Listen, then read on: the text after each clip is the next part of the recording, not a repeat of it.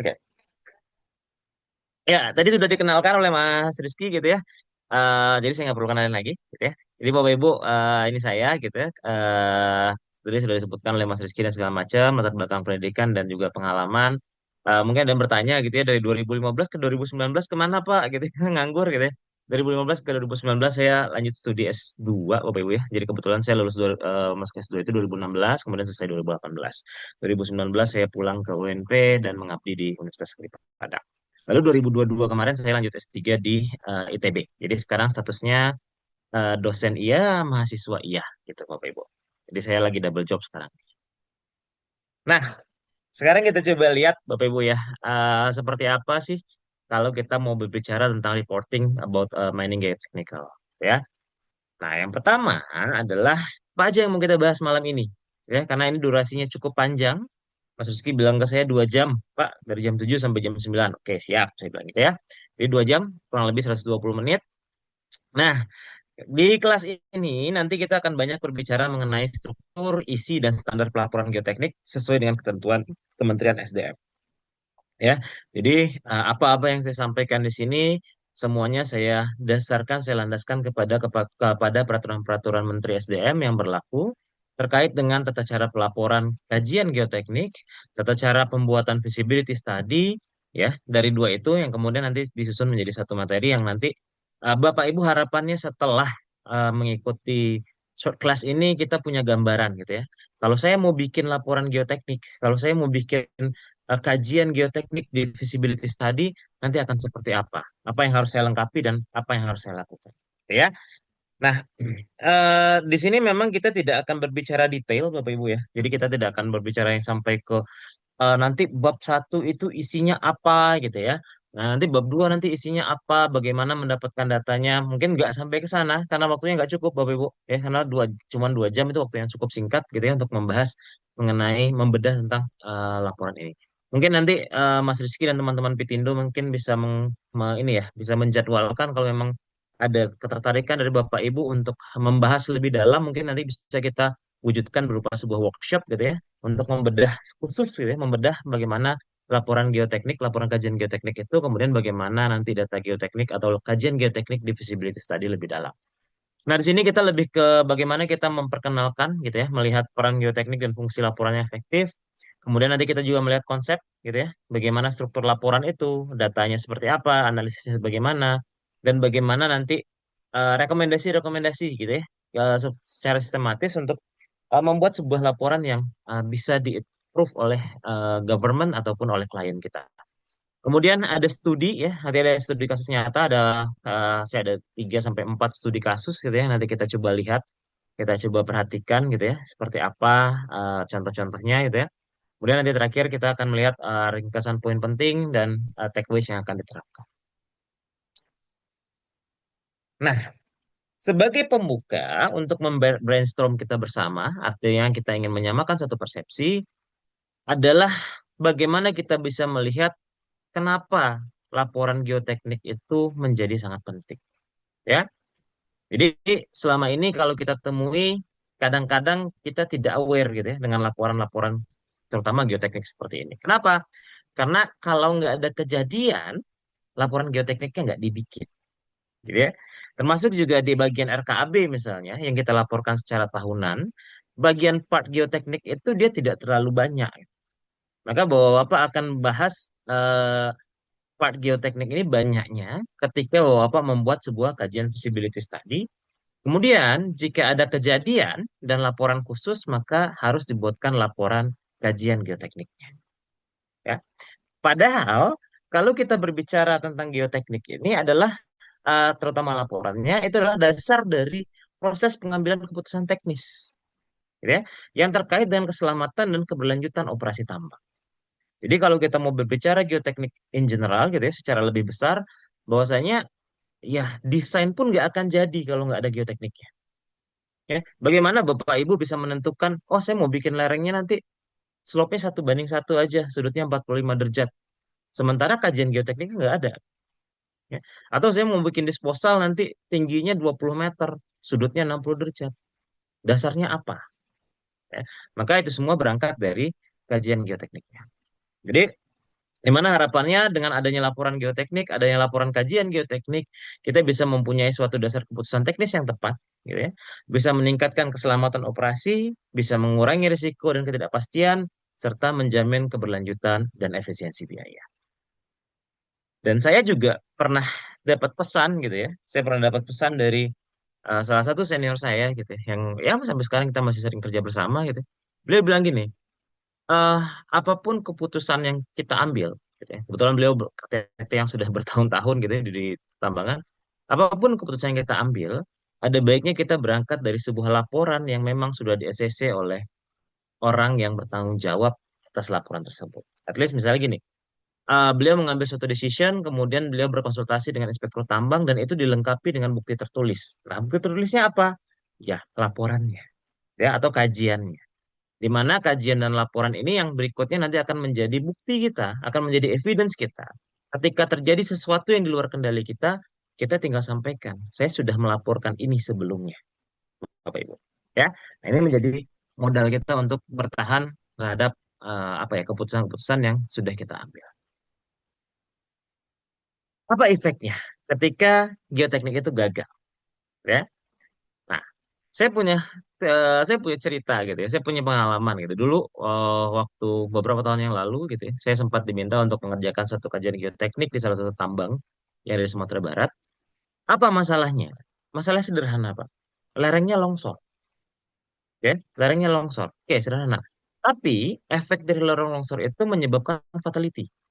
Jadi ada satu orang korban jiwa waktu itu. Yang efek jangka panjangnya apa? Perusahaan stop produksi.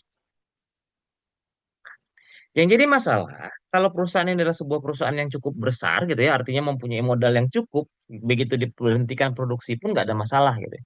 Yang jadi masalah, perusahaan ini adalah perusahaan yang punya iupnya kecil, ya, bahan galiannya sirtu, ya, dan gaji karyawannya itu gaji harian. Jadi mereka kerja, mereka dibayar. Nah, kebayang ketika perusahaan ini ditutup, akibat dari miss atau akibat dari kesalahan kajian geoteknik, karyawan seketika itu juga tidak punya penghasilan. Ya, alat seketika itu juga harus bayar pakai apa, gitu ya. Termasuk juga kan konsumennya, di mana tambang ini punya konsumen tetap. Konsumen pun kehilangan pasokan. Ya. Artinya apa?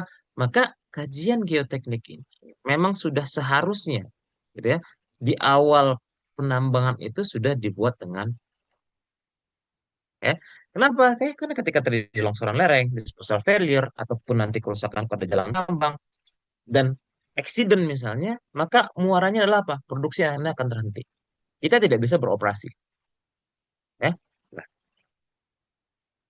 maka dari itu, eh, membuat sebuah kajian geoteknik yang baik, yang valid, itu menjadi sebuah kebutuhan. Ya. Nah, yang jadi masalah itu adalah kadang kajiannya sudah bagus, gitu ya. Kajiannya sudah bagus, sudah sesuai Capman, sudah memenuhi standar, ya. Tapi data yang membawahi kajian ini, yang mendasari kajian ini, kualitasnya jelek. Maka apa? Hasil kajian tidak ada artinya. Maka dia bilang, perbedaan keduanya antara aplikasi di lapangan dan laporan itu biasanya tergantung dari kualitas data dan proses pelaporan itu sendiri.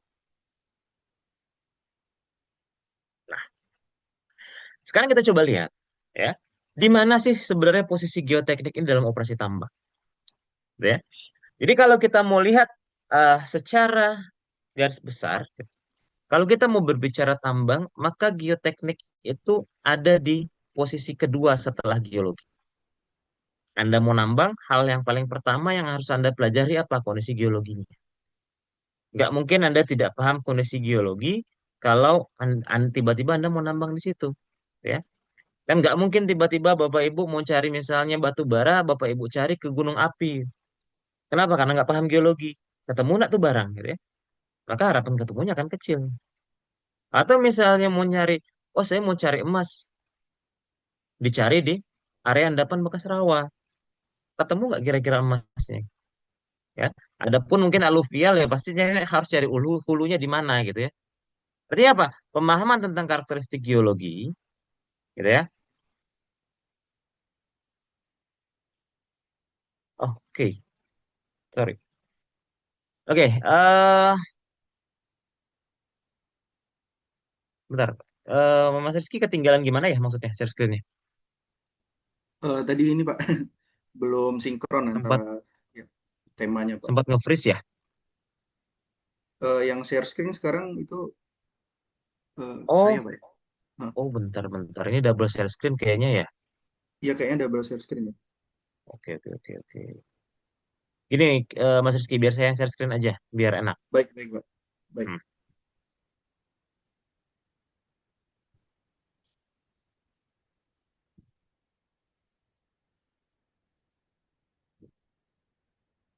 oke. Nah, oke. Soalnya saya tadi yang muncul tuh share screen-nya saya, Mas Rizky. Jadi ada gap gitu ya. Oke, it's okay. Gak apa-apa. Baik, Bapak Ibu. Jadi itu ya dari gambarannya. Jadi eh kenapa gitu ya? Ketika geoteknik gagal, maka operasi ujungnya adalah operasinya akan berhenti. Nanti berikutnya kita lihat posisi geoteknik dalam operasi tambang itu sendiri. Jadi yang pertama adalah geologi, gitu ya. Geoteknik tanpa geologi pun ya bisa kita bilang ya sebuah ketidakmungkinan gitu ya. Kenapa? Anda tidak mungkin bergerak memodelkan geoteknik tanpa ada stratigrafi. Anda tidak akan mungkin memodelkan geoteknik tanpa ada kondisi geologi gitu ya. Anda tidak akan memungkinkan geoteknik tanpa ada struktur geologinya ya. Maka awal dari tambang itu adalah kondisi geologi, di mana kita bisa memahami kondisi geologi dan struktur batuan itu sendiri. Nah, geoteknik posisinya ada di mana? Geoteknik posisinya harusnya ada setelah geologi, gitu ya. Kenapa? Anda nggak bisa bikin desain tambang kalau geologinya belum dikerjain, ya, termasuklah cadangan dan segala macam gitu ya di faktor geologi itu. Kemudian berikutnya apa? Geoteknik. Kenapa? Anda harus bikin desainnya. Bagaimana kita bisa menilai stabilitas lereng? Bagaimana nanti kita bisa menilai risiko, gitu ya, atau tingkat keparahan longsoran, gitu ya. Dan kemudian rekomendasi teknisnya akan seperti apa? Ya, barulah nanti selanjutnya kita berbicara desain tambangnya seperti apa, gitu ya. Nanti alat produksinya seperti apa, gitu ya. Kemudian keselamatannya seperti apa. Kemudian terakhir baru nanti kalau kita lihat FS itu di bab akhir itulah baru berbicara investment analisisnya, gitu ya. Sehingga itu akan menjadi decision ini layak atau tidak untuk dilanjutkan proyeknya. Kenapa geoteknik menjadi penting? Karena geoteknik itu akan membuahkan sebuah rekomendasi terhadap struktur lerengnya, terhadap geometri lerengnya. Di mana setiap perubahan 1 derajat saja, ya, itu sudah pasti akan merubah stripping ratio. Yang tadinya mungkin OB-nya harusnya sedikit, kemudian tiba-tiba lerengnya harus dilandaikan, OB-nya bisa naik berkali-kali lipat. Maka dari itu, posisi kajian geoteknik itu menjadi hal yang penting sebelum Anda memulai aktivitas penambangan itu. Nah, berikutnya apa nih biasanya yang sering error ketika kita membuat sebuah kajian geoteknik, gitu ya? Biasanya, dan saya mengalami sendiri, gitu ya. Kajian geoteknik itu kalau DFS itu ada di bab 5, ya, geoteknik dan hidrologi. Bab 5 DFS kajian ya geoteknik dan hidrologi. Nah, karena dia dianggap hanya satu bab kecil dan dibagi dua lagi sama hidrologi, maka kajian geoteknya kayak dianggap ya udah sih yang penting ada, ya. Jadi dia hanya seperti ya sebuah formalitas saja dan dia tidak digunakan dalam proses pengambilan keputusan. Jadi antara hasil rekomendasi geotekniknya dengan desain tambangnya itu nggak sinkron, ya. Kemudian ada juga yang menganggap bahwasanya kajian geotek itu hanya untuk regulator saja. Ya, orang berpikir, oh, kadang gini Pak, tiba-tiba inspektur datang gitu ya, lihat, oh ini ada ketidaksesuaian, atau dia melihat ada potensi bahaya, ada potensi longsor di tambang kita, mereka minta, tolong dong bikinin kajian geotekniknya gitu. Kadang kajian geotekniknya itu sebatas untuk, ya udah, yang penting mereka approve, udah beres. Ya. Nah, padahal kadang kajian geotekniknya itu begitu mau di-apply, nggak bisa. Gitu ya. Nggak bisa. Kenapa nggak bisa? Karena tidak sesuai dengan kondisi lapangan yang seperti apa. Ya, nanti kita lihat seperti apa yang maksudnya tidak tidak sesuai itu, gitu. Kemudian semakin tebal semakin bagus. Nah, ini biasanya adik-adik mahasiswa nih, Pak. Mereka seneng gitu ya, lihat kalau proposalnya, skripsinya itu bisa 300 halaman gitu. Bisa 400 halaman gitu, atau satu rim gitu ya. Maunya kayak gitu tuh, biar keren gitu. Saya juga salah satu termasuk waktu kayak gitu dulu waktu waktu S1 gitu. S1 saya tuh skripsi saya tuh 280 halaman, Pak. Isinya sih saya lampiran doang. Yang skripsinya cuma 80 apa 60 halaman gitu ya. Isinya lampiran. Artinya apa? Banyak halaman belum tentu itu menyelesaikan problem. Ya. Intinya apa? Nggak masalah tipis. Tapi apa? Semua poinnya di dalam itu lengkap. Berikutnya, ya, hanya fokus kepada FK saja. Ya, artinya apa? Cuman melihat faktor keamanan, cuman melihat standar tanpa memahami konteks dan konsekuensinya. Artinya apa? Bikin kajian geoteknik hanya untuk memenuhi aturan yang ada di Kepmen 1827, halaman 57 tabel 1. Jadi Bapak kalau mau ngomong geoteknik, silakan buka halaman 57 tabel 1, ya, yaitu faktor keamanan. Di situ jelas ada 3 poin di situ, Pak. Ada FK statik, FK dynamic, dan probability of failure. Itu adalah 3 parameter yang harus kita penuhi ketika kita membuat sebuah kajian geoteknik. Nah, yang jadi masalah, fokus kita bukan hanya di sana seharusnya. Ya, artinya apa? Oh, bisa nggak FK-nya terpenuhi? Bisa. Ya, sama kayak kasus yang saya kerjakan itu, yang di tambang pasir itu. Kebetulan tambangnya pasir. Sama-sama kita ketahui kalau ya kalau bapak ya orang-orang geotek sudah tahu lah gitu ya, material-material yang eh, sand kayak sand dan seterusnya gitu ya. Itu biasanya mempunyai kohesi yang mendekati nol. Berarti apa? Kalau kohesi yang mendekati nol, maka rekomendasi lerengnya pasti akan mendekati sudut gesek dalamnya. Ya. Di mana sudut gesek dalam pasir itu sekitar 30 sampai 35 derajat saja. Nah, bagaimana kita membuat sebuah rekomendasi? Oh, ini lerengnya harus dibikin 30 derajat. Sementara material itu sendiri pun akan ditambang gitu, ya. Nah, jadi kalau kadang jadi cara berpikirnya ini yang mulai harus kita rubah gitu ya. Terutama mungkin nanti teman-teman yang di konsultan gitu. Kalau kalau di pelaksana langsung biasanya mereka nggak mau bikin kajian yang mereka sendiri nggak akan bisa kerjakan gitu ya, karena akan balik ke mereka lagi gitu. Tapi biasanya kalau kawan-kawan di konsultan, tapi saya rasa sekarang sudah tidak seperti itu gitu ya. eh Jangan membuat laporan itu hanya sebatas ya udah beres, di approve sama si owner udah beres gitu. Di approve sama pemerintah udah beres gitu. Tapi harus dipastikan bahwasanya ini bisa dilakukan, ya. Nah, ini kesalahan-kesalahan yang biasanya muncul, gitu ya. Nah, di mana seharusnya seperti apa, gitu ya? Seharusnya adalah apa? Kajian geoteknik itu adalah menjadi dasar dalam desain tambang, ya, baik itu secara teknis ataupun dalam perencanaan desain. Kemudian bagaimana dia bisa menjadi dasar dalam pengendalian resiko, ya? Dia bisa menjadi dasar dalam pengendalian resiko, bisa mengidentifikasi, bisa menilai dan mengelola resiko geoteknik secara sistematis. Kalau kita lanjut baca lanjutan dari halaman 57 itu di bawah di situ ada tingkat keparahan dari longsoran gitu. Nah, di mana kita harus mendefine ini longsornya separah apa gitu. Nah, berdasarkan apa? Berdasarkan angka kematian, besarnya longsoran, dan posisi dari longsoran itu sendiri. Itu harusnya tergambar di kajian geoteknik. Kemudian harus dapat dipertanggungjawabkan, ya. Jadi bukan hanya sekedar selesai, beres laporannya, beres. Tapi bagaimana berikutnya? Bagaimana implementasinya nanti di lapangan? Bagaimana nanti monitoringnya? Bagaimana nanti evaluasinya? Nah, kita sudah harus mulai berpikir sampai ke sana. Jadi jangan hanya berpikir, oh laporan beres selesai, udah beres. Kayak bisa kayak gitu ya Pak ya. Jadi harus kita pastikan bahwasanya ini bisa terimplementasi di lapangan. Ya, ini bisa dipakai, ini bisa diterapkan di kondisi lapangan. Kemudian sinkronisasi dengan main plan, ya, di mana hasil rekomendasi geoteknik ini dia harus terintegrasi dengan rencana tambang dan operasional. Jadi jangan nanti begitu penerapan di lapangan antara geotek engineer sama orang main plan-nya malah berantem. Ya. Main plan-nya mau sudutnya sekian, orang geoteknya bilang ini nggak aman. Orang main plan-nya bilang ini aman gitu ya, karena mereka ngejar target SR. Ini sudutnya harus sekian Pak, karena SR-nya mau segini. Plan kita hari ini, plan kita bulan ini. Nah, bagaimana ini bisa ketemu garis tengah ya antara si geotek dan si orang.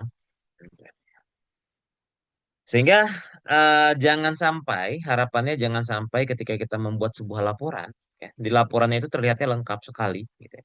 Tapi ketika ditanya dasar rekomendasinya, kita nggak bisa jelasin. Kenapa Bapak merekomendasikan itu? Nah, itu yang harus bisa kita pertanggungjawabkan sebagai seorang geotechnical engineer yang bertanggung jawab membuat kajian geoteknik itu.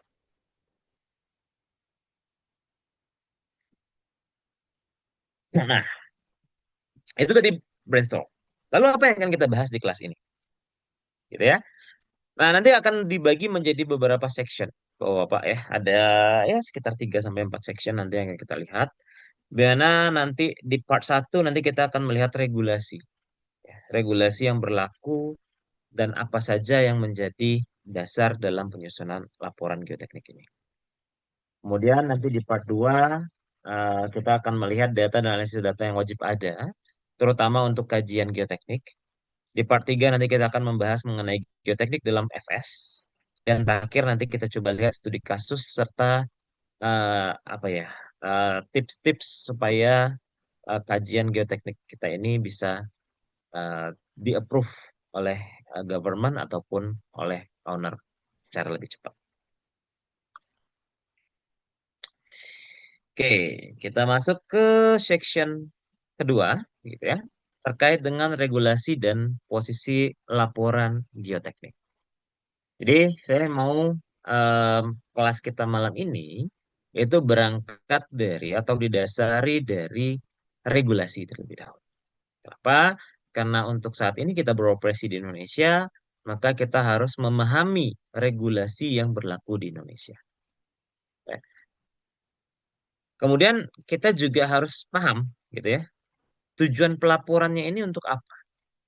Jadi secara garis besar nanti akan kita bagi menjadi dua. Ada yang berbentuk kajian atau laporan khusus, ada yang nanti tergabung dalam feasibility study. Kemudian nanti kita juga lihat seperti apa posisi dalam siklus tambang, gitu ya, dan akuntabilitas serta tanggung jawab. Siapa yang menyusun, siapa yang meninjau, dan siapa yang menyetujui. Oke, nah sekarang kita bawa ke dasar regulasinya dulu, ya, pelaporan geoteknik. Jadi untuk di Indonesia saat ini, berlaku di kita itu ada Undang-Undang Nomor 3 Tahun 2020. Di mana Undang-Undang Nomor 3 Tahun 2020 ini sebenarnya adalah perubahan atas Undang-Undang Nomor 4 Tahun 2009. Ya. Jadi kalau kita baca Undang-Undang Nomor 3 ini, maka di dalamnya tuh ada beberapa ayat-ayat tuh tulisannya tidak berubah, tidak berubah gitu ya. Artinya apa? Undang-Undang Nomor 4-nya harus tetap dirujuk. Makanya di sini saya selalu mention Undang-Undang Nomor 3 Tahun 2020 tentang perubahan atas Undang-Undang Nomor 4 Tahun 2009 kait dengan pertambangan mineral dan batu bara. Sebagai turunannya ada peraturan pemerintah nomor 96 tahun 2021, yaitu terkait dengan tentang pelaksanaan kegiatan usaha pertambangan mineral dan batu bara. Lalu turun lagi gitu ya. Ada Kepmen SDM 1827 dan Kepmen SDM nomor 555K tahun 2025 tentang kaidah teknik pertambangan yang baik. Ya. Kemudian turunannya, fokusnya terkait dengan kajian geoteknik ataupun terkait dengan feasibility study itu ada di Kepmen SDM 1806 tahun 2018. Ya, di mana Kepmen 1826 itu terkait tentang tata cara pelaporan, Bapak Ibu. Jadi kalau Bapak Ibu buka Kepmen 1806 itu, maka di dalam itu Bapak Ibu bakal menemukan format laporan feasibility study untuk batu bara, mineral, non-mineral, serta batuan. Kemudian ada format laporan kajian. Kemudian ada format laporan pemasangan tanda batas. Dan format-format lainnya. Yang saya sempat tadi sempat sebelum materi ini sempat search lagi gitu ya. Sampai saat ini sih belum ada penggantinya. Kecuali RKAB. Jadi kalau kita lihat Kepmen yang terbaru pun, Kepmen 384 gitu ya, 2025, itu yang dibahas di dalamnya hanya terkait dengan RKAB saja. Jadi dari 1806 itu ada RKAB memang dalamnya, tapi itu sudah dirubah 2 kali atau 3 kali gitu ya, untuk khusus RKAB-nya saja. Ya di tahun 2024, tahun 2025, dan tahun 2021 kalau tidak salah. Jadi sudah ada 3 kali perubahan terkait dengan pelaporan RKAB. Tapi sejauh ini, sejauh yang saya temukan gitu ya, belum ada perubahan panduan untuk pelaporan feasibility study ataupun pelaporan geologi, kajian geoteknik untuk formatnya, gitu ya. Maka regulasi ini akan menjadi landasan kita dalam menyusun laporan geoteknik agar hasil kajian ini akan memenuhi aspek keselamatan, lingkungan, kelayakan teknis, kelayakan investasi, serta dapat dipertanggungjawabkan secara profesional. Nah, kalau kita mau melihat dalam siklus pertambangan, kira-kira posisi laporan geoteknik ini ada di mana, gitu ya. Kalau kita lihat sebenarnya harusnya, kalau kita lihat tadi yang di section 1 tadi, bahwasannya geoteknik itu dia posisinya sebelum mendesain. Jadi sebelum Anda mendesain tambangnya, harusnya geotekniknya ada dulu, gitu ya. Di mana dia bilang laporan geoteknik menjadi dasar teknis pada setiap tahap pertambangan, dimulai dari eksplorasi hingga penutupan tambang. Dan informasi geoteknik ini harus diperbarui secara berkala, ya, sesuai perubahan kondisi lapangan. Jadi eh saya kalau kadang-kadang kalau lagi ngobrolin tentang geoteknik gitu ya, lagi ngasih training tentang geoteknik, saya selalu bilang gini, kerjaan orang geotek itu nggak ada selesainya. Kenapa kerjaan orang geotek nggak ada selesainya? Mulai dari visibility study, kita udah mulai kerja. Ya, ada satu bab khusus untuk orang geoteknik dan hidrogeologi dan hidrologi. Ya, bab 5. Udah kerja kita tuh.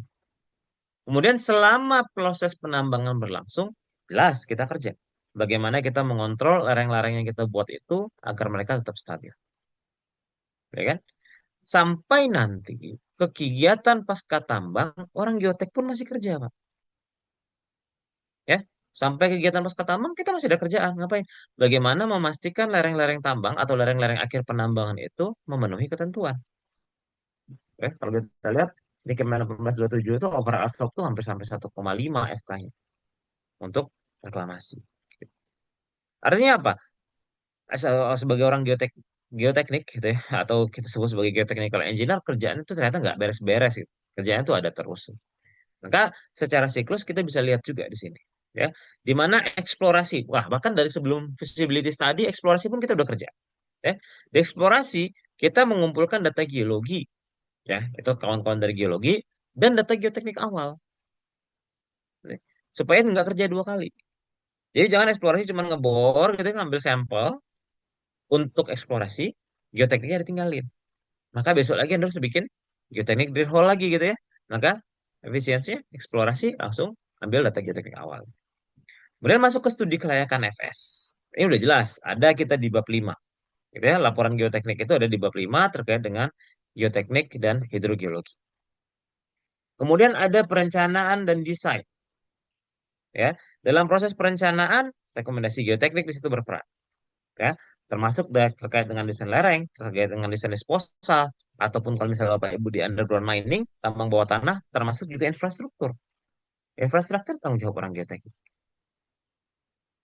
Kemudian ada konstruksi, di mana implementasi desain geoteknik dan monitoring kondisi lapangan. Kemudian selama operasi berlangsung, kita masih melakukan monitoring geoteknik, manajemen risiko, dan optimasi operasi. Gitu ya. Kenapa? Karena seiring berjalannya waktu, mungkin kita bisa nanti melakukan back analysis, kemudian kita nanti akan mendapatkan rekomendasi lereng yang lebih efektif atau efisien sesuai dengan kondisi saat itu. Bahkan sampai di era penutupan tambang, kita masih akan ketemu dengan masalah stabilitas jangka panjang, gitu ya, dan rehabilitasi area. Di mana sekali lagi di sini dimention bahwasanya laporan geoteknik itu berfungsi untuk dasar pengambilan keputusan teknis dan investasi, mitigasi risiko geoteknik dan keselamatan kerja, pemenuhan kewajiban regulasi dan perizinan, serta komunikasi teknis antara pemalkasa dan konsultan serta regulator dari lapangan itu sendiri.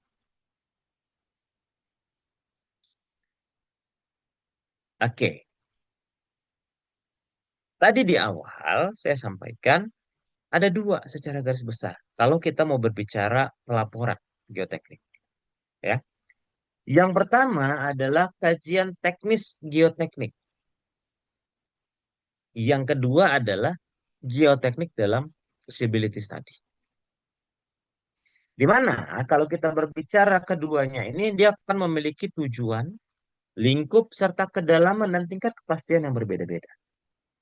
Ya. Di mana kita harus memahami perbedaannya. Kenapa? Karena kalau Anda tidak paham bedanya, Anda tidak tahu. Tiba-tiba nanti ada yang nawarin, Pak, bisa bantu bikin saya bikin kajian geoteknik nggak? Peruntukannya untuk apa dulu? Ya, Anda harus jelaskan dulu. Buat apa nih? Laporan khusus kah? Atau bagian dari feasibility study? Nah, untuk kajian geoteknik sendiri, kalau kita lihat di tabel sebelah kanan ini, secara aspek kajian geoteknik itu sendiri, sifat laporannya itu adalah laporan khusus atau kajian teknis pertambangan. Jadi dia dibikin jika ada kasus khusus, ya. Jadi dia akan dibuat ketika ada kasus khusus. Eh, Kajian-kajian yang pernah saya buat gitu ya, itu biasanya terkait dengan adanya longsoran. Ya, biasanya ada longsoran, kemudian ada tindak lanjut yang harus dilakukan, maka harus dibutuhkan kajian. Nah, sementara kalau geoteknik dalam FS yang di bab 5 yang kita sampaikan tadi, dia adalah bagian dari dokumen itu. Artinya apa? Dokumen FS tanpa kajian geoteknik ya nggak ada artinya. Gitu ya. Apa artinya FS Anda nggak lengkap gitu. Kemudian tujuannya juga berbeda.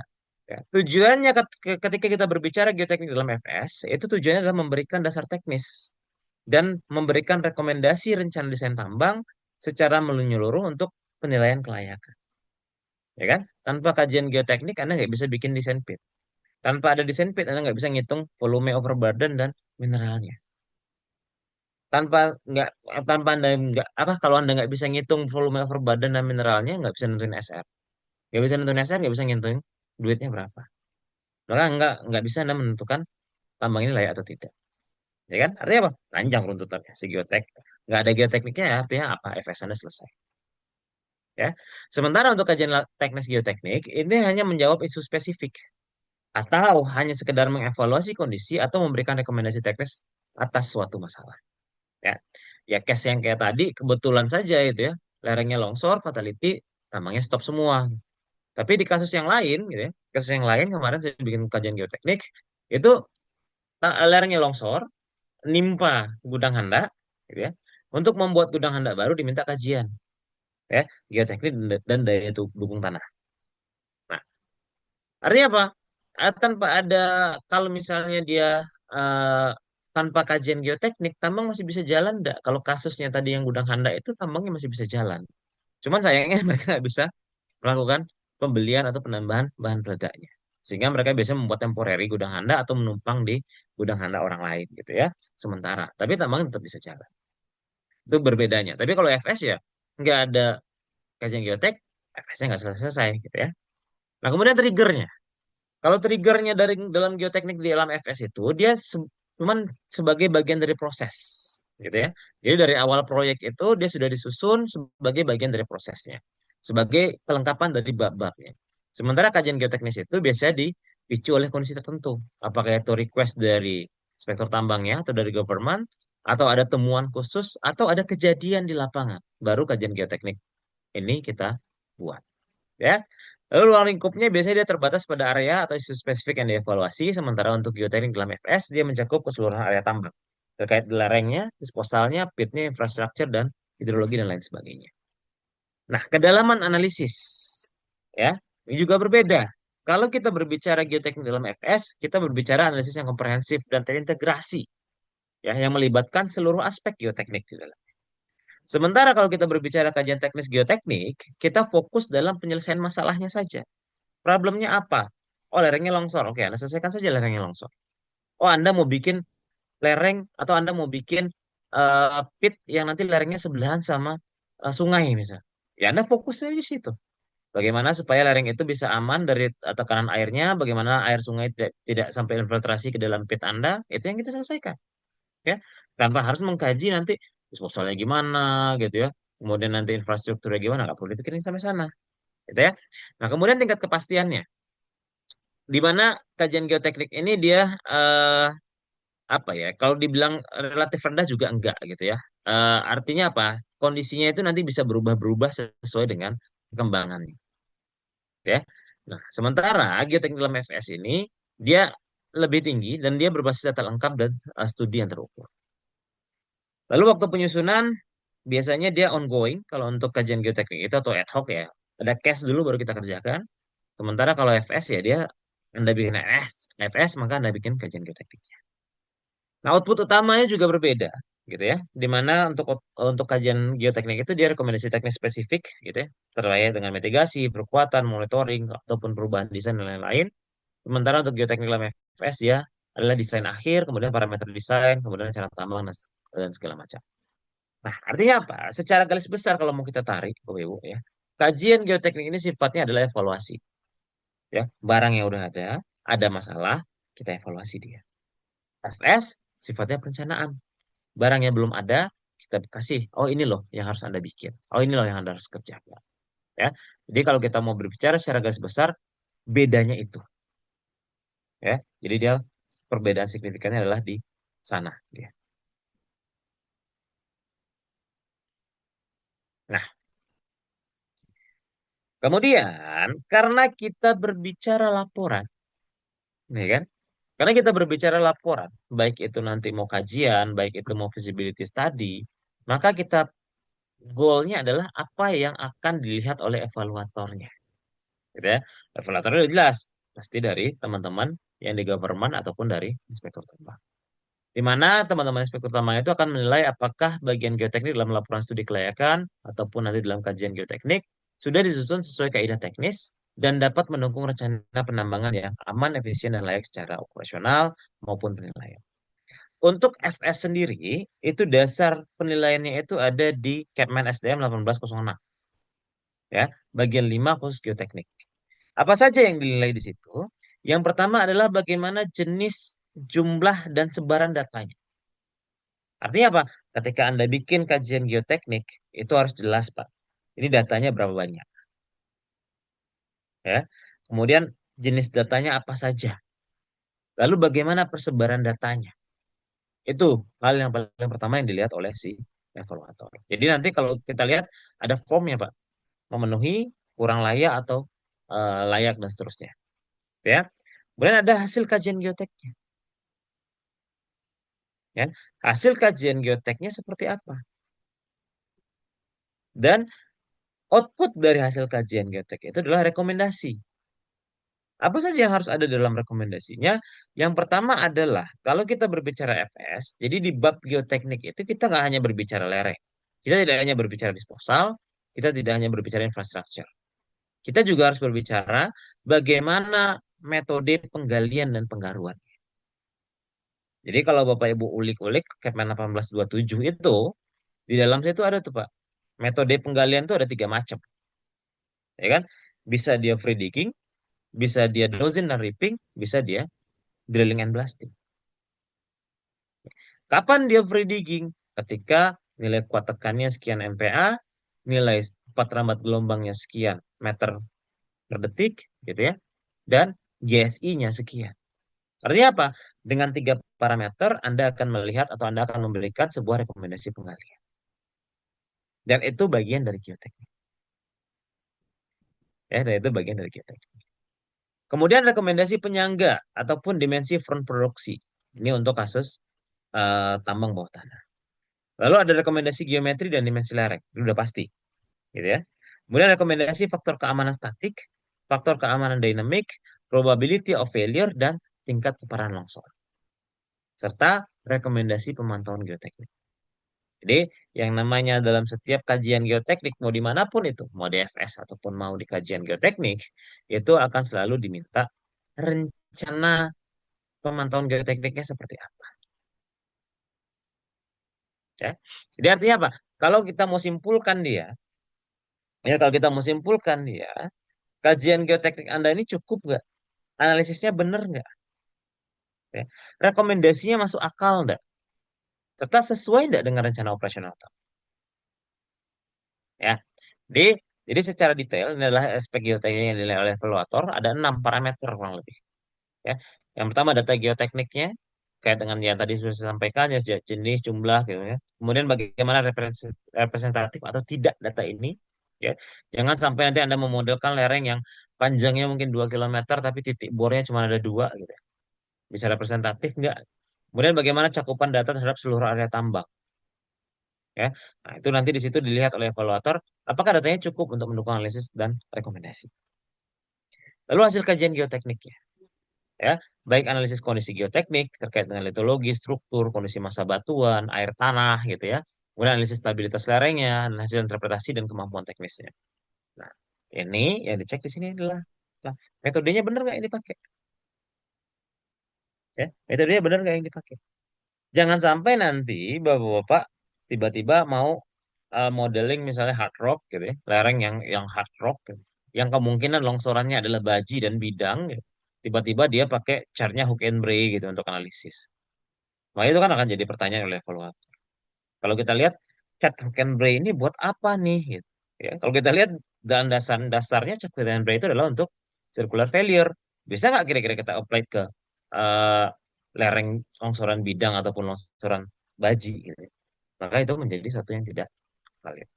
Ya, tapi sejauh ini sih kemarin-kemarin yang saya ketemu evaluatornya sih nggak nanya sampai sana ya Bapak Ibu ya. Cuman kemarin gitu ya, ini sekedar bercandaan saja gitu ya. Cuman kemarin waktu saya di Bandung itu eh, saya sempat diminta tolong oleh dosen-dosen di ITB itu untuk nge-training teman-teman inspektur tambang dari seluruh Indonesia. Nah, itu sebenarnya dilema terbesar saya waktu itu. Kenapa saya bilang dilema terbesar saya?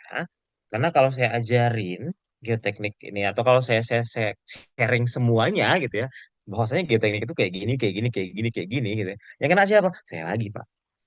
Kenapa? Karena begitu pulang ke provinsi, kita lagi ketemu sama beliau-beliau ini gitu ya.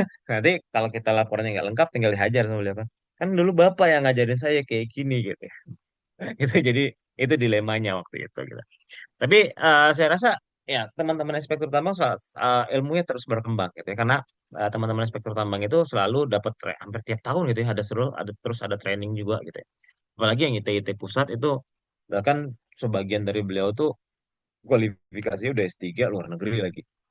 Saya rasa pasti beliau lebih lebih daripada saya sendiri gitu ya atau kita tentang pemahaman uh, apa-apa requirement untuk kajian-kajian katanya.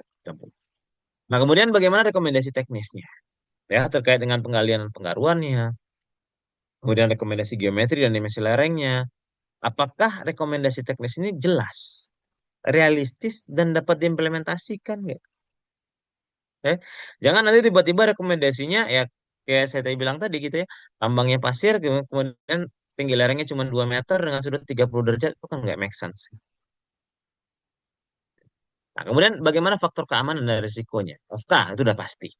Ya, Kepmen 1827, tabel 1 halaman 57 itu tiga parameter itu udah pasti harus ada. FK statik, FK dinamik, probabilitas kelongsoran. Ya. Kemudian monitoring. Ini akan selalu muncul dalam kajian geoteknik apapun, Bapak Ibu. Ya, mau nanti kajian untuk FS, mau nanti kajian untuk apapun itu, pasti akan ada monitoring desainnya seperti apa. Bapak mau monitoring pakai apa? Gak mungkin kita monitoring cuman pakai, oh saya lihat aja Pak, nanti saya tahu longsornya ada di mana gitu ya. Sejauh ini belum ada Pak mata manusia yang punya radar untuk melihat displacement lereng itu berapa, belum ada. Tetap kita masih butuh instrumen. Entah itu sekedar prisma gitu ya, atau mungkin pun cuman titik patok saja gitu ya, atau mungkin bikin patok permanen yang kemudian nanti diukur dengan geodetik atau dengan RTK gitu ya. Atau Bapak mau yang lebih canggih gitu ya, bisa nanti ke slope stability radar, atau mau lebih advance lagi sekarang sedang berkembang based on satelit gitu ya. Bagaimana kita melihat informasi dengan kondisi dengan pengamatan citra satelit saja. Nah, itu harus tertera di dalam dokumen kita. Kemudian kesesuaian dengan operasional tambang. Ya.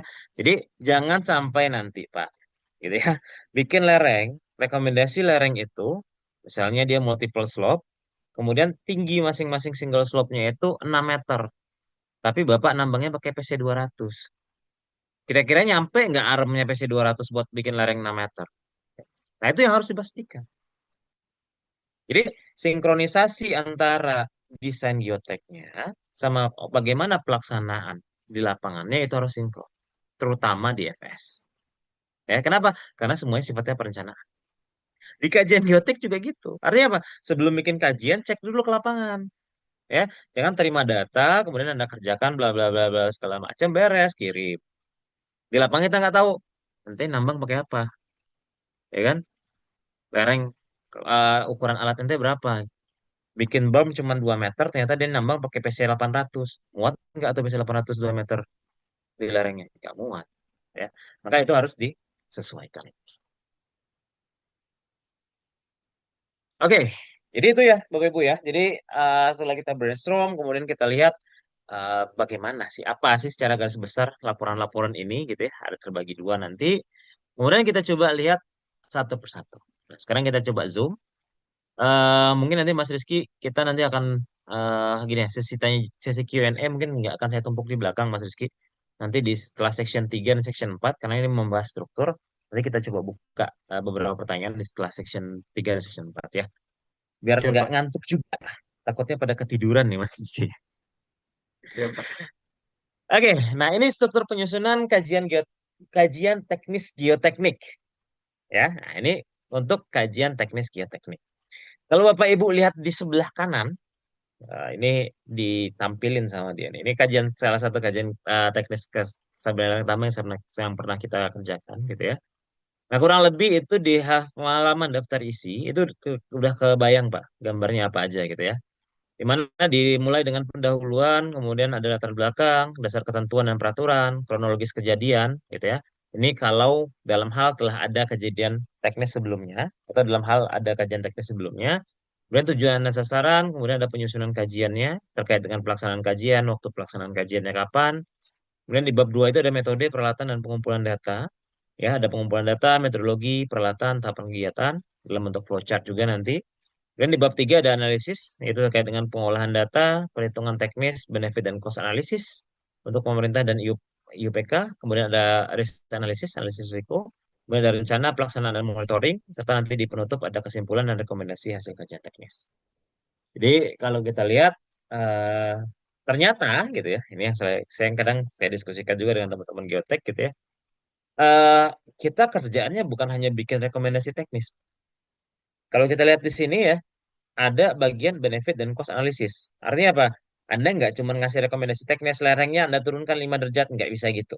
Kenapa? Karena harus jelas. Kalau Anda turunin 5 derajat tuh costnya berapa? Benefitnya dapatnya apa? Gitu ya. Karena dalam format ya, sesuai dengan Kemen 1806 itu, dalam kajian itu harus ada benefit dan cost analisisnya. Kemudian, ada risk analisisnya. Jadi selain jadi geotechnical engineer, Anda harus jadi ekonom juga gitu ya. Jadi orang main ekonomik gitu ya. Dan juga Anda harus jadi orang safety juga.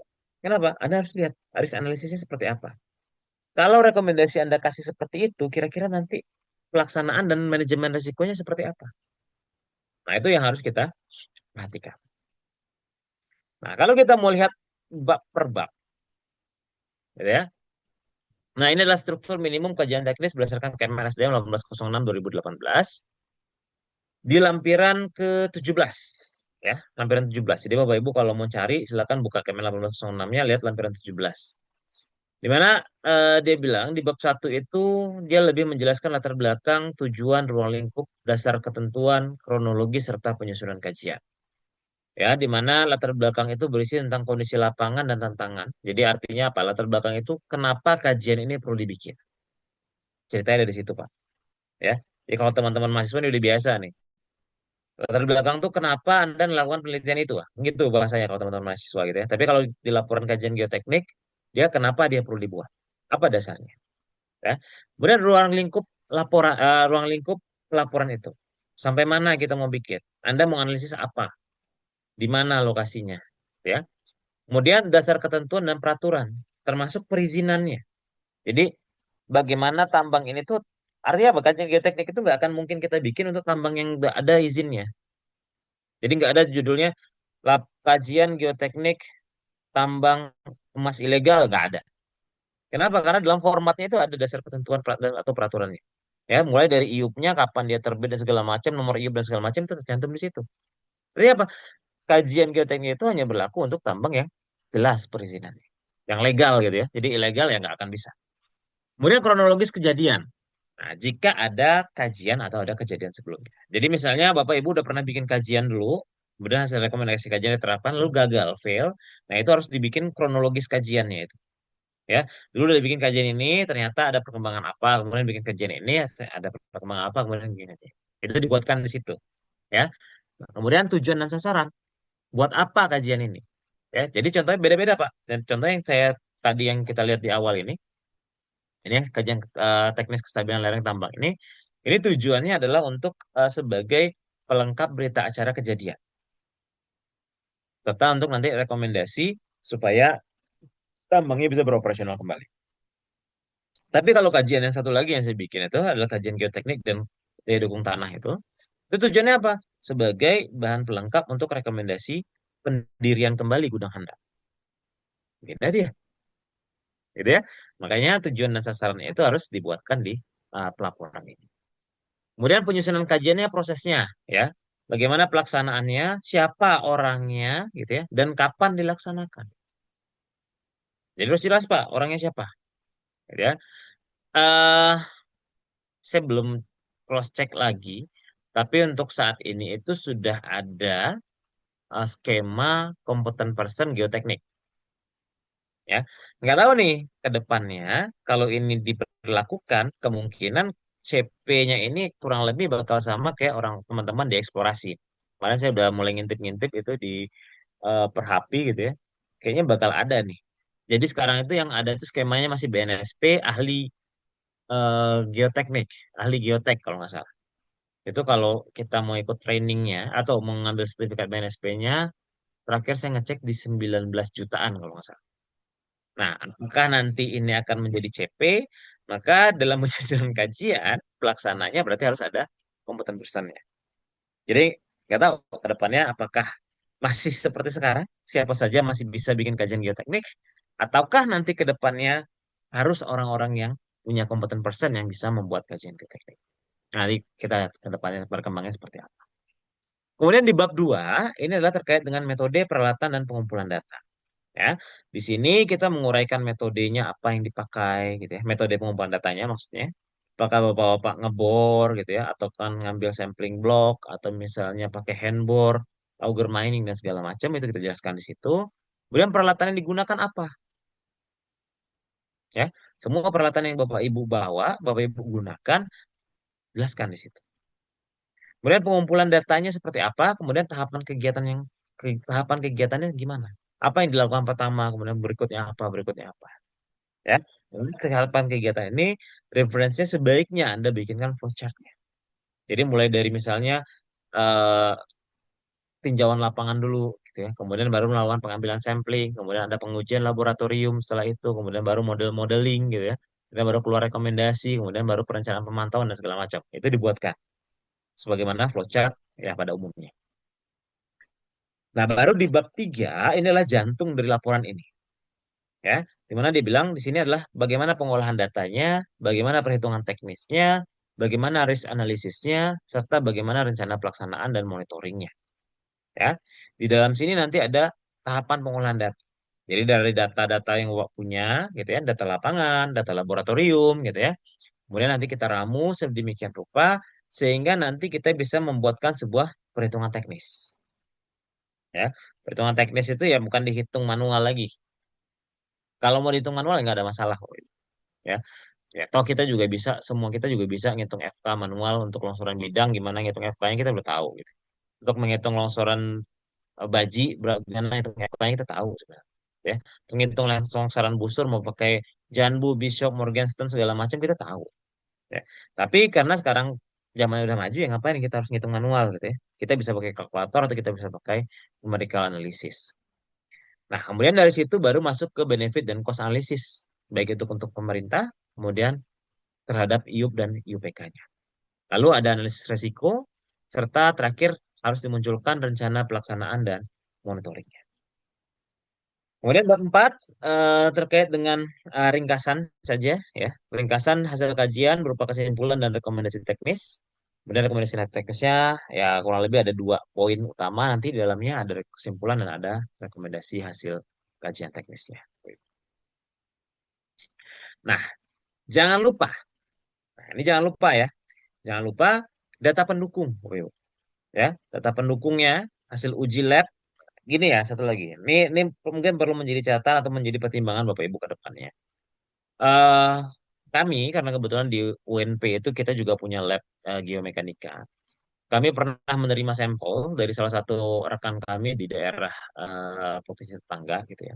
Mereka nguji ke lab kita. Ada lumayan banyak waktu itu sampel yang diuji.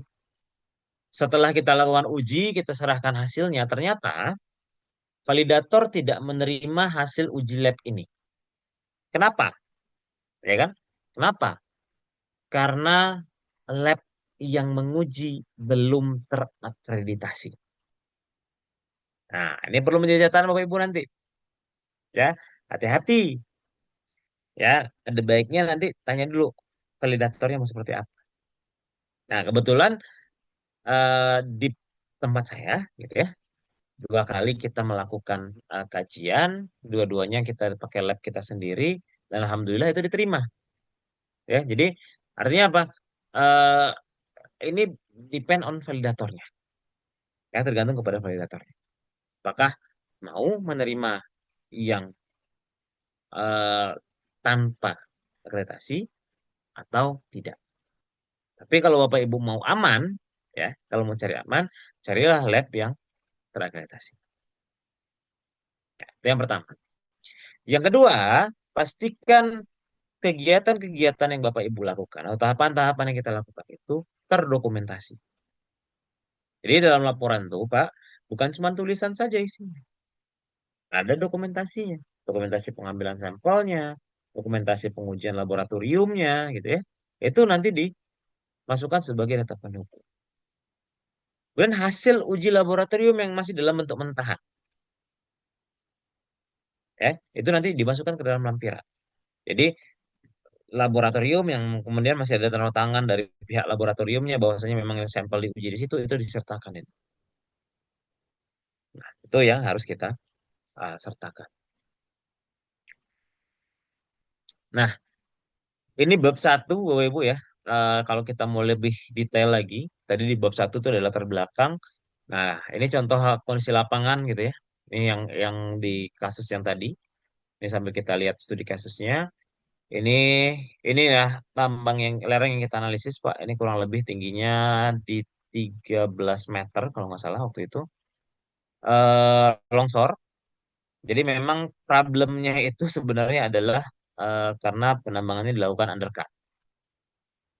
Ya, jadi penambangannya dilakukan cara undercut. Mereka potong bawah, kemudian dibiarin longsor. Potong bawah, dibiarin longsor. Sekali, 2 kali, sampai beberapa kali gitu ya. Kali 2 kali sampai beberapa kali aman.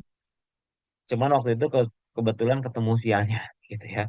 Ketemu sialnya, tiba-tiba lerengnya longsor. Ketika lagi ada proses aktivitas muat ya, sedang muat di situ. Akhirnya ada teliti. Nah, latar belakang ini harus jelas di sini. Ya, disertakan lokasinya, kemudian disertakan kondisi lapangannya, dokumentasi lapangannya, itu ya. Kenapa laporan ini disuruh bikin, ya? Kenapa laporan ini diminta untuk dibuat? Jadi, itu harus tergambar dengan jelas, Bapak Ibu. Oke, itu untuk latar belakang. Kemudian juga ada ruang lingkup. Nah, batasan pekerjaannya di mana? Jadi kalau kawan-kawan mahasiswa nih ruang lingkup ini udah katam lah mereka gitu ya, apalagi mahasiswa tahun akhir gitu ya. Ini terkait dengan batasan penelitian sebenarnya. Ruang lingkup itu berbicara batasan laporan. Sampai aspek mana yang dikaji gitu ya. Kemudian batasan pekerjaannya itu sampai mana saja, lokasinya di mana. Lalu regulasi yang digunakan, kemudian kronologis perizinannya jadi harus jelas. Oh, gitu. Ya, jadi kapan IUP-nya dikeluarkan, siapa yang mengeluarkan IUP-nya. Jadi makanya tadi saya sampaikan, Anda tidak akan bisa membuat kajian geoteknik tambang emas ilegal gitu ya. Anda tidak bisa membuat kajian geoteknik tambang batubara koridor gitu ya. Kenapa? Karena izinnya nggak ada. Maka itu tidak perlu dibikinkan kajiannya. Ya. Kemudian dasar ketentuan dan peraturan gitu. Nah, kemudian ada tujuan dan sasaran. Baik itu tujuan umumnya maupun tujuan khususnya untuk apa, dan sasaran yang ingin dicapai seperti apa, serta penyusunan kajian itu adalah pelaksanaan kajiannya bagaimana, waktu pelaksanaan kajian seperti apa. Jadi outputnya nanti kurang lebih ya ada gambaran kondisi lapangan dan permasalahan, dari ruang lingkup pekerjaan yang jelas, dan dasar regulasi dan kronologis perizinan yang lengkap, tujuan dan sasaran kajian yang terukur, serta informasi pelaksanaan dan waktu pelaksanaan. Di mana dalam penyusunan bab satu ini harus jelas, spesifik dan relevan dengan kondisi lapangan, serta sesuai dengan regulasi yang berlaku. Dan gunakan data dan dokumentasi lapangan yang valid untuk membuat suatu keputusan. Jadi, jangan nanti ada yang disembunyi-sembunyikan atau nanti ada yang tidak ada diada-adakan. Ya, nah itu jangan jangan dibiasakan seperti itu gitu ya. Jadi berbicara sesuai dengan kondisi lapangan yang sebenarnya itu seperti apa. Kemudian di bab 2 ini kita mulai masuk ke metode, kemudian peralatan, kemudian pengumpulan datanya seperti apa. Ya, di mana inti dari bab ini itu adalah data yang dikumpulkan itu harus relevan, akurat, serta mewakili kondisi lapangan yang sebenarnya.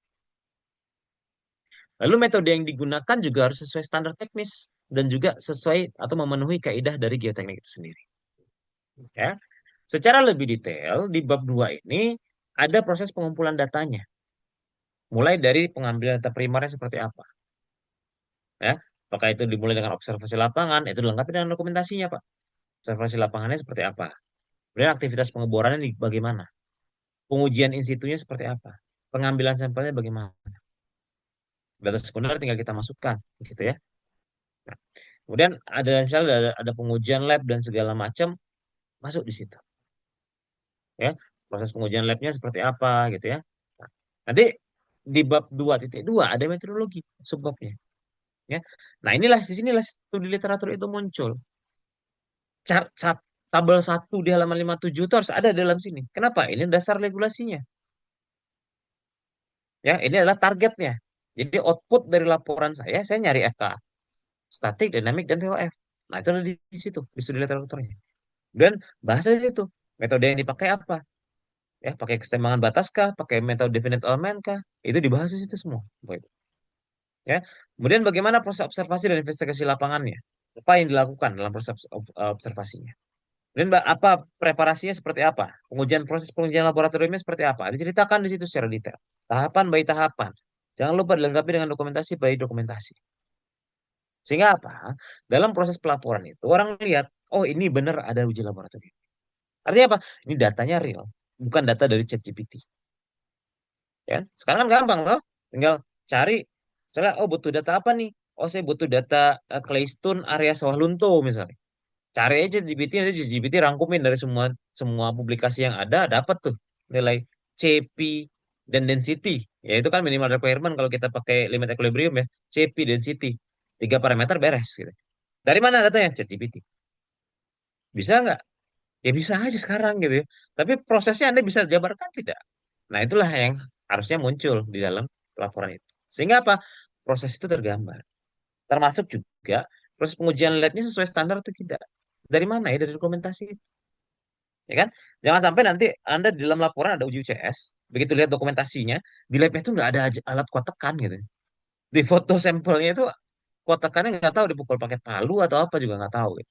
Atau mungkin cah sampelnya aneh bentukannya. Nah, itu kalau kalau evaluatornya detail itu bisa bisa menjadi temuan-temuan gitu ya dalam laporan kita. Kemudian bagaimana analisis dan permodelannya ya? Model yang Anda bikin apa gitu ya. Biasanya saya kalau kalau untuk feasibility study saya biasa menggunakan dua metode minimal gitu ya. Bisa saya gunakan dulu hook and break chart ya, terutama untuk material-material yang cenderung lunak, soil or soil like pasti saya pakai hook and break chart untuk mendapatkan geometri awal rekomendasi.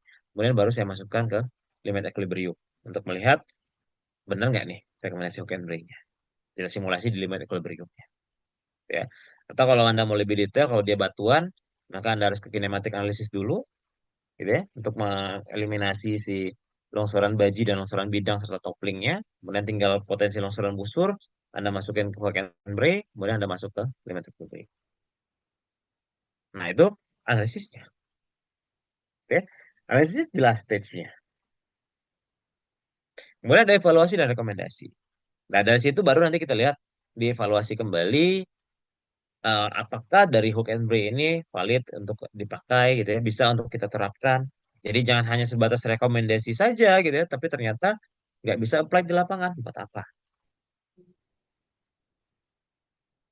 Ya kan? Nah, itu yang perlu kita sampaikan. Lalu di bab 2.3, ada peralatan yang digunakan, Pak. Ya, mulai dari ngambil data pakai apa? Ngambil sampel pakai apa? Ya kan?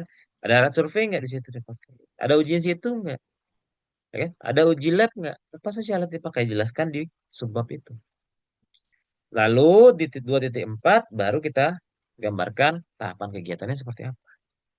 Nah, jadi di mana nanti di bab 2 ini harapannya ada, gitu ya. Harapannya ada. Nah, kita bisa mendapatkan sebuah dataset yang lengkap dan terdokumentasi, kemudian ada dapat hasil uji laboratorium dan hasil uji in situ, kemudian ada peta, logboard, kemudian geometri, serta dasar analisis yang akan menjadi analisis pada bab selanjutnya. Nah, baru kita masuk ke bab 3, Bapak Ibu. Ya, ini dua bab terakhir.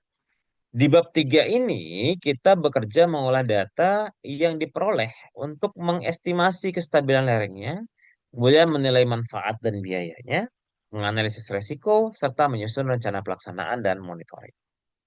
Inti dari bab ini sebenarnya adalah bagaimana kita mengolah dan menghitung, ya, sebagai dasar evaluasi kita.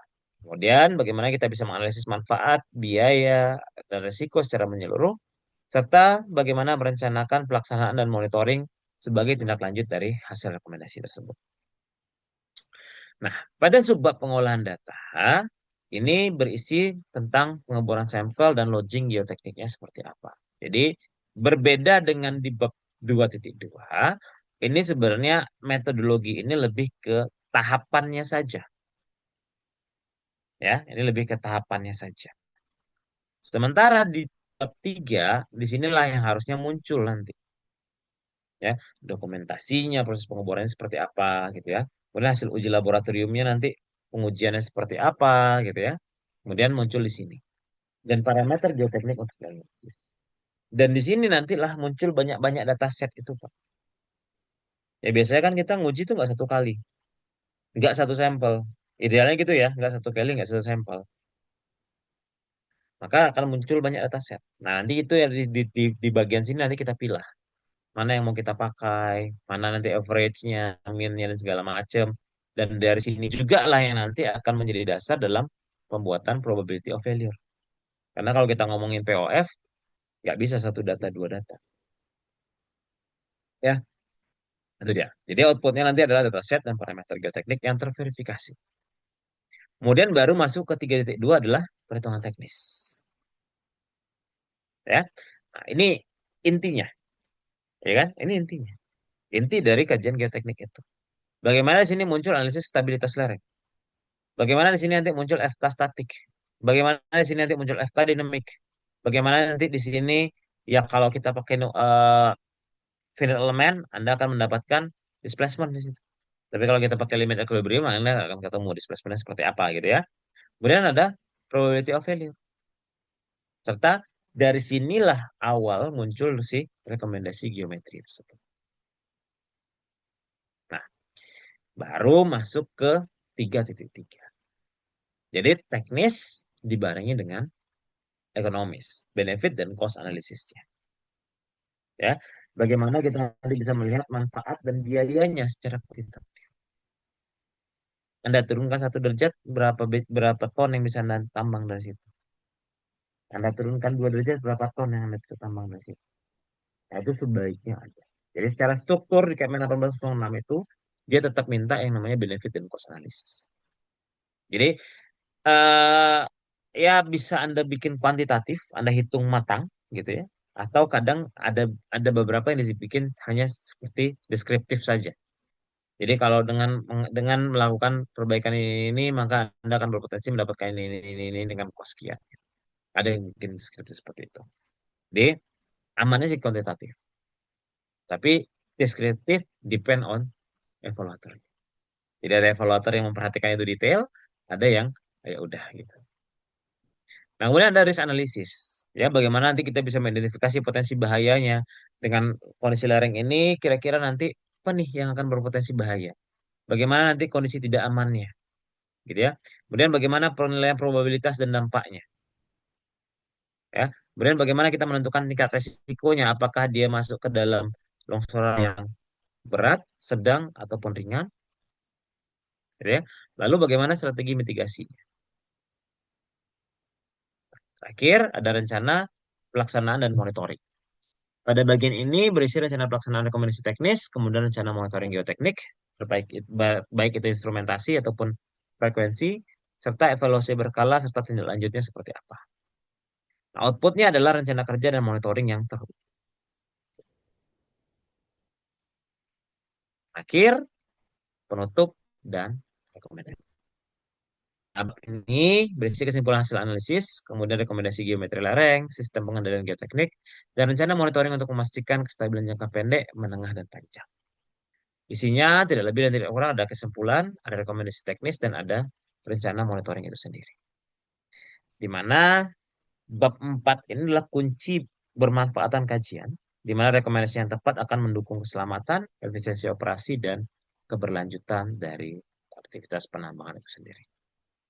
Jadi, di mana kalau kita lihat, kalau Anda memberikan sebuah rekomendasi dari kajian geoteknik Anda, pastikan dia aman, ya, di mana kita bisa berbicara lerengnya stabil nih kok, secara standar dan kondisi lapangannya. Lalu efektif dan efisien, ya, artinya apa? Bisa diterapkan di lapangan dengan pertimbangan teknis dan ekonomis. Jadi kalau kita lihat mau proses geoteknik itu, menurut chartnya Huckenberry, gitu ya, bisa nggak dia diterima secara teknis dan ekonomis? Jadi bukan hanya berbicara teknis saja, tapi ada economical factor. Kemudian praktis, ya, di mana dia solusinya harus realistis dan sesuai dengan kondisi operasi dan sumber daya. Terukur, serta harus sesuai dengan regulasi yang ada. Baik, mungkin kita bisa buka dulu sesi tanya jawab kalau misalnya ada pertanyaan dari Bapak Ibu di sini sebelum kita lanjut seperti apa kajian geoteknik dalam feasibility study. Silakan Mas Rizky. Baik, terima kasih kepada Bapak yang ada pertanyaan bisa langsung on mic atau melalui kolom chat juga boleh sembari kita menunggunya. Baik, silakan kepada Mas Akmal dari Tera untuk on mic. Baik, terima kasih sebelumnya atas kesempatannya. Izin memperkenalkan diri Pak, perkenalkan nama saya Abdullah Mustafa Akmal dari Institut Teknologi Sumatera, mahasiswa Teknik Geologi Pak. Terima kasih atas kesempatannya Pak, izin bertanya Pak.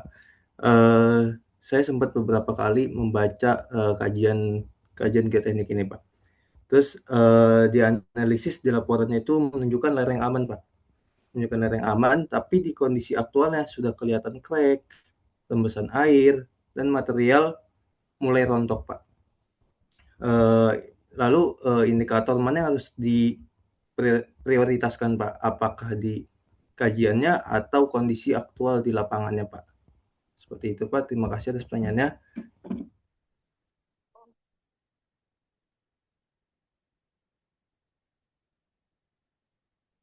Oke, Mas Rizky, boleh langsung dijawab atau mau dikumpul dulu? Langsung Silakan dijawab aja kali ya, biar nggak langsung ini ya, jawab. biar nggak lupa. Oke.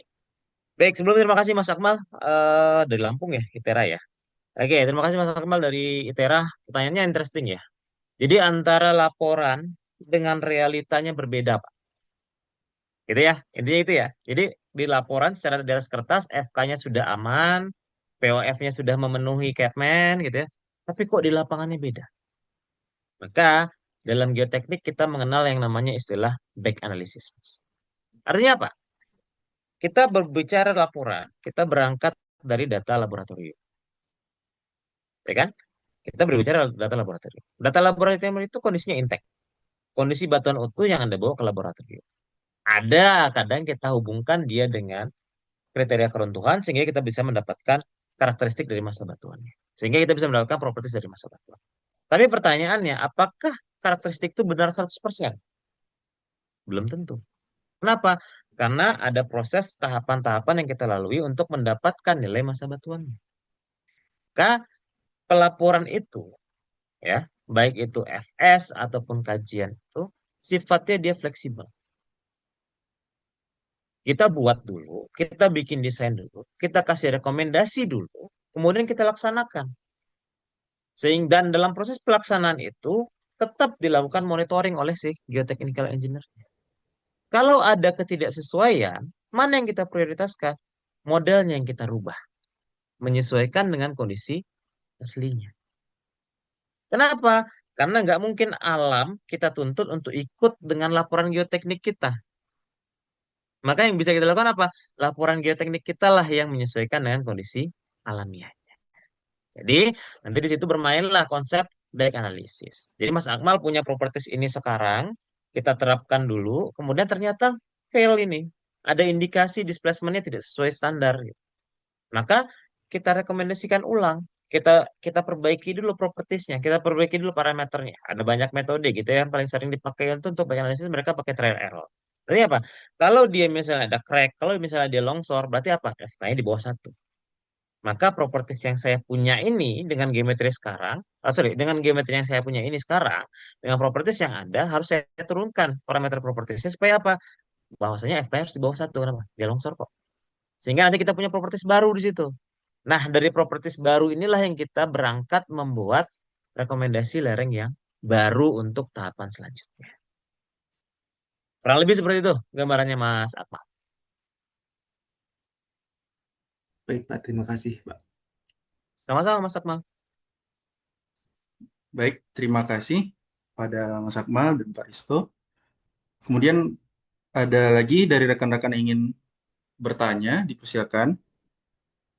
Oke, kepada Pak Raven Elvandi, dipersilakan on mic. Jadi, berhasil terdengar. Baik, mungkin agak ini Mas ya, dideketin mic-nya. Jadi, suara saya sudah terdengar, Pak. Ya, Sudah. cukup-cukup kedengar Mas Raven.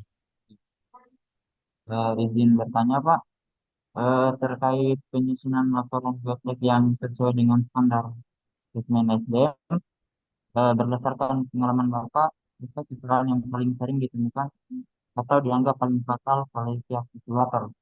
Terima kasih. Oke. Baik, Mas Raven ya, apa kesalahan paling fatal gitu ya, yang sering dikomplain oleh evaluator. Oke, so far selama saya kerjain laporan, Mas, karena memang kita bergerak berdasarkan format, gitu ya. Kesalahan paling fatal itu biasanya ada di format. Jadi awal-awal saya bikin laporan dulu, saya dapat format itu dari mana? Saya minta teman saya. Dia teman saya konsultan, ternyata mereka punya format sendiri. Saya minta, saya sudah kerjakan sesuai dengan format yang mereka punya, gitu ya. Konsultannya nasional lagi gitu ya. Saya- Begitu saya kasih evaluator di daerah sini, di daerah saya gitu ya. Pak, ini laporan beres. Reject. Kenapa? Tidak sesuai dengan format. Akhirnya apa? Dikirimkanlah lampiran 13 itu ke kita. Buatlah laporan sesuai dengan format ini, sesuai dengan Kepmen 1806. Oke, kita kerjakan, ya kan?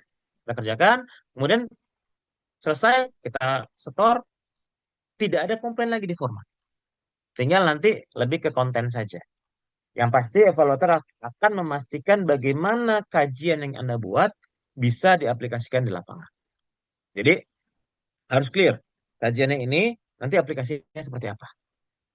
Ya, jadi yang paling eh, fatal itu biasanya adalah formatnya dulu, ya, tergantung dari evaluator. Jadi kalau formatnya udah salah, bagaimana mereka bisa menyesuaikan dengan urutan-urutannya, gitu ya. Apalagi kalau DFS itu jelas Pak urutannya itu di formnya itu ya. Kalau kita mau lihat, sebentar saya kasih intip lah ya sedikit gitu ya. Kalau kita mau lihat dalam proses penilaian FS itu dia, nah, wait. Ini. Nah, ini evaluasi di sini, nah jelas Pak. Geoteknik itu poin-poinnya apa saja? Apakah dia memadai, kurang memadai, itu tidak memadai? Ini aja evaluator akan centang ini. Kalau dia memadai udah aman kita, gitu ya. Tapi kalau kurang memadai pasti ada perbaikan. Tapi kalau misalnya nggak sesuai sama yang ada di sini, maka dia pasti akan centang tidak memadai. Jadi, hal pertama yang harus disiapkan adalah pastikan format laporannya itu sudah sesuai dengan regulasi yang ada. Oke, itu Mas Rafen.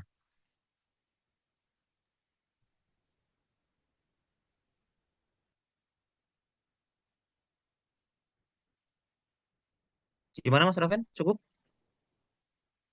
Ya, cukup. Terima kasih.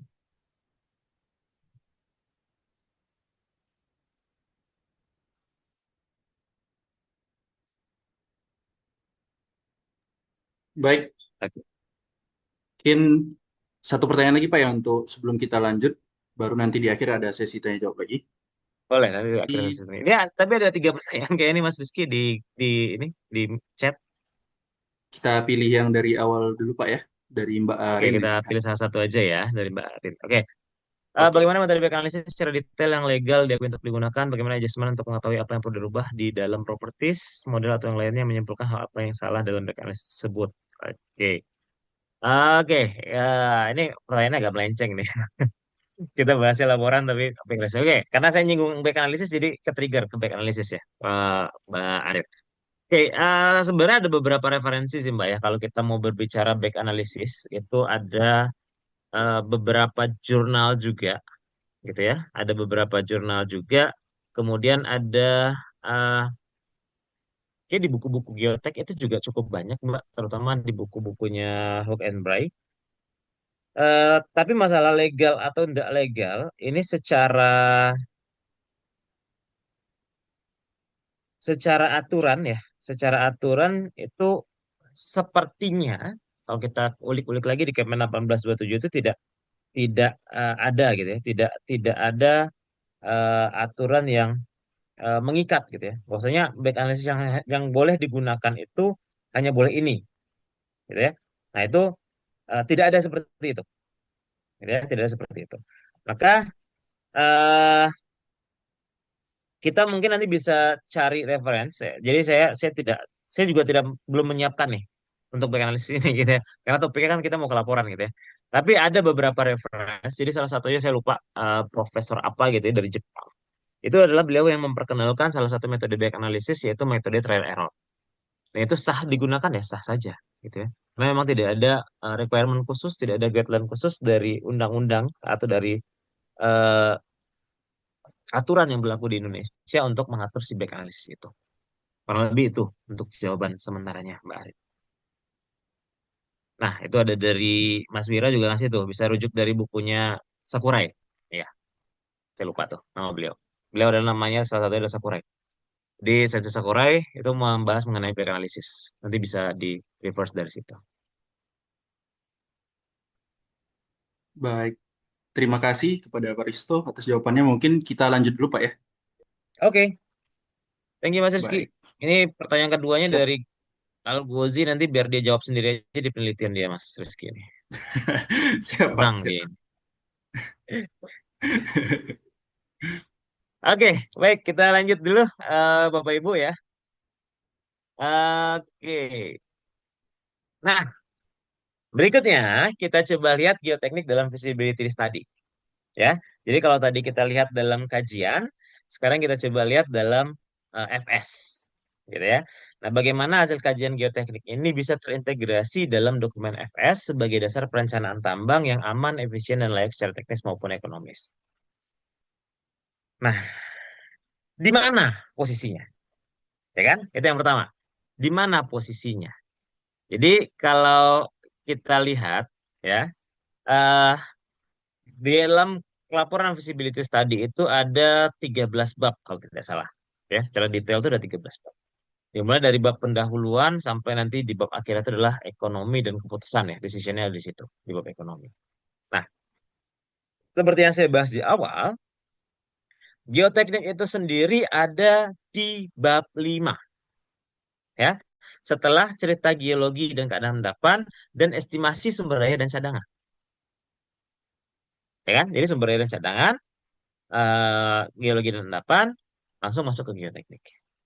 Di mana geoteknik itu sendiri nanti akan menjadi dasar dalam proses desain pit dan geometri lerengnya. ya.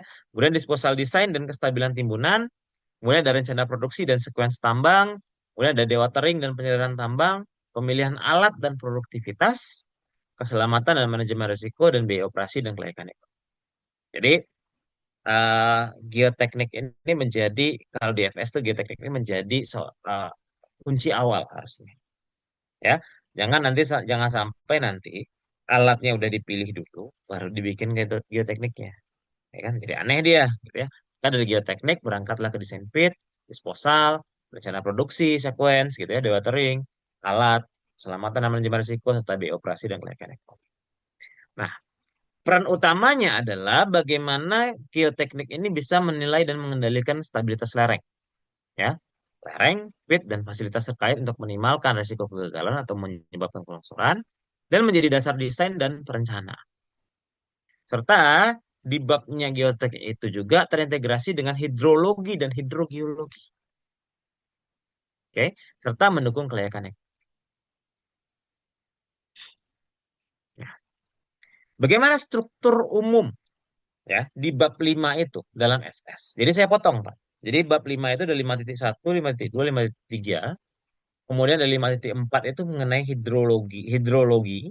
5.5 itu adalah hidrogeologi. Jadi di bab 5 itu ada geoteknik, hidrologi, dan hidrogeologi. Ya, jadi kita berbagi memang dengan hidrologi dan hidrogeologi. Kenapa? Karena kalau kita berbicara geoteknik, itu harusnya tidak bisa dipisahkan dari hidrologi dan hidrogeologinya. Ya, jadi nggak ada cerita tuh Pak bikin model FS gitu ya, geotekniknya geoteknik kering gitu. Kenapa nggak ada ketemu di lapangan, lereng kering, ya, orang ada hujan gitu ya, bahkan sampai banjir gitu ya. Gimana model lerengnya kering gitu. Jadi nggak valid ya di situ. Nah, maka di bab 5.1 itu apa isinya? Adalah akuisisi datanya. Ya, di mana di bab 5.1 itu kita mengumpulkan data geoteknik yang representatif dan memadai untuk seluruh area rencana tambang. Dimulai dengan jenis data, ya. Apakah ini data apa? Gitu ya. Misalnya data laboratorium. Untuk material yang mana? Ini data geometri. Ini data kondisi kekar. Ini koefisien gempa. Ini MAT. Ini data pembebanan. Semuanya ada di situ. Ya. Jadi jenis data itu digambarkan. Kemudian berapa banyak datanya? Ya kan? Berapa sampel yang Bapak pakai? Di mana titik ujinya? Gitu ya. Kemudian uji laboratorium apa yang kita gunakan? Ini kita jelaskan di bab 512. 513 berbicara tentang peta sebaran titiknya. Ya, jadi ada petanya, Pak. Saya ngebor di sini, di sini, di sini, di sini, di sini, sini, sini, sini. Sehingga dia bisa apa? Mencerminkan kondisi geologi dan geoteknik dari area studi. Di mana dia bilang di situ data yang representatif dan distribusi yang baik adalah fondasi analisis geoteknik yang rendah. Jadi masalah adalah kadang kalau FS perusahaan-perusahaan yang ya ya gimana, saya tidak mendiskreditkan gitu ya, tapi ya itulah saya mengalami sendiri gitu. Perusahaan-perusahaan tambang yang mungkin skalanya kecil ke bawah gitu ya, itu biasanya data-data seperti ini tuh nggak ada, tidak tersedia. Akhirnya apa? Mau tidak mau dalam proses penyusunan FS-nya kita akhirnya berpandai-pandai rasanya gitu ya, berpandai. Kenapa? Karena memang pengambilan data dan uji laboratorium itu tidak murah, ya. Tidak mudah dan tidak murah, ya kan? Bahwa apa yang biasa main di pengeboran, yang biasa main di eksplorasi, udah tahu lah. Ngebor full coring 1 juta semeter. Harga solar waktu masih 6.000. Harga solar industri masih 11.000. 1 juta per meter, Pak. Solar industri sekarang 20.000. Mana mau orang lagi ngebor full coring 1 meter 1 juta. Bisa sampai 2 juta sampai 3 juta kan? Nah, berapa titik yang harus dikoring? Yang pertama. Ya. Harga uji lab. Uji lab sekarang belum ada naik sih Pak ya. Karena harusnya nggak naik juga gitu ya. Harga uji lab itu uji kuat geser itu 330.000 satu set. Sampai 660.000 satu set. Baru kuat gesernya saja. Kuat tekannya 300 ribuan satu set. Ya, belum uji sifat fisiknya. Belum preparasi sampelnya. Satu set, satu sampel, Bos. Satu sampel, satu litologi. Punya 4 litologi kali 4. Punya 5 titik kali 5. Ya. Bisa puluhan sampai ratusan juta dalam pengujian. Nah, Maka dari itu, idealnya harusnya memang seperti itu. Data itu harusnya banyak. Jadi bukan hanya satu dua data yang kemudian diinterpolasi supaya dia terlihat banyak gitu ya. Nah, itu hal-hal yang seperti itu sebaiknya dihindari. Kemudian di bab 5.2 itu berisi tentang analisis geotekniknya. Ya, di mana kita melakukan analisis dan evaluasi untuk menentukan kestabilan dan kelayakan desain geoteknik. 5.2.1 adalah kemampu galian dan kemampu garuan. Di sini kita melihat evaluasi sifat material untuk menentukan metode penggalian dan penggaruan yang sesuai di lapangan. Dari beberapa laporan yang saya baca, trennya itu biasanya mereka suka menggunakan chartnya, saya lupa nak Binimeski atau siapa gitu ya, yang based on PLI. Jadi lihat PLI dan GSI.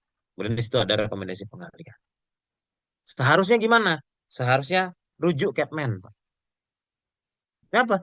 Capman 1827 itu kitab suci orang tambang. Good mining practice dari situ. Panduan hidup kita nambang tuh ya di situ, gitu.